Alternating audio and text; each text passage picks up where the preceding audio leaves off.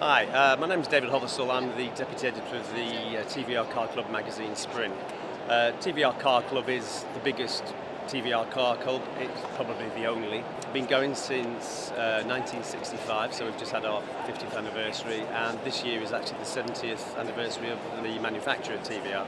So it's a special year, which is why TVR have chosen to launch their new car this year, and we're privileged to actually have the car on the stand this year. The car's called the Griffith, and there are two earlier versions of the Griffith, so we'll probably go and have a look at a couple of the other cars and explain those to you, and you can see some of the history. This is a 1965 TVR Griffith. It's the first time that the Griffith name was used by TVR. Jack Griffith was the importers of TVRs into the Americas, and what he did was, it's the first time that a large V8 was put into a small lightweight body, because the Grand Tourer normally had an 1800 engine, 4-cylinder, whereas Jack Griffiths decided he wanted to do a Cobra beater. So effectively he just shoehorned a big American engine into this car, which then established the ethos of TVR of small car, overpowered engines, which just made this car an absolute monster on the track and on the road. So that started the whole thing of TVRs with their big engines. This is the 90s Griffith. This is the second car that used the Griffith name. When Peter Wheeler owned the company, he decided to bring back the V8 again for the car. This is a 1995, I think, Griffith. It's powered by a Rover V8 engine, bored out to 5 litres by TVR.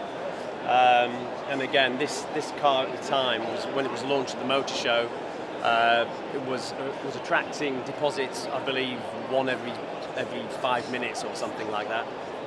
People were literally throwing checks over the barrier there, and the car is actually credited with saving the company at that time.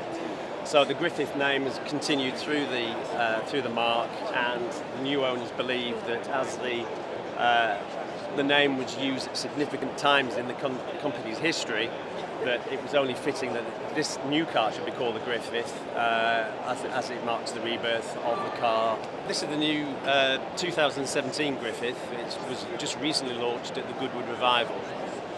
It's been built by a consortium of investors who revived the marque with the intention of getting the marque back and also going racing. The car is powered by a 5-litre Cosworth engine. It's based on the Ford Coyote. It's got a dry sump and is producing somewhere in the region of 480 horsepower. The car weighs about 1.25 tons, so that works out somewhere like 400 brake horsepower per ton.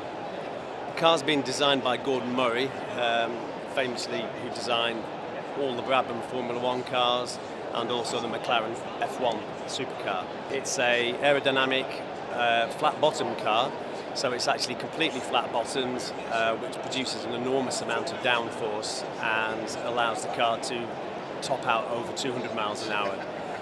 The exhausts come out of the side, as you can see from the door pillars here. That allows the car to have that flat bottom, and also makes the car quite unique in that form. Built from carbon fibre, it's somewhere this is a launch edition car. There are 500 of those available, and they are now all sold out. The pricing is somewhere just under £90,000.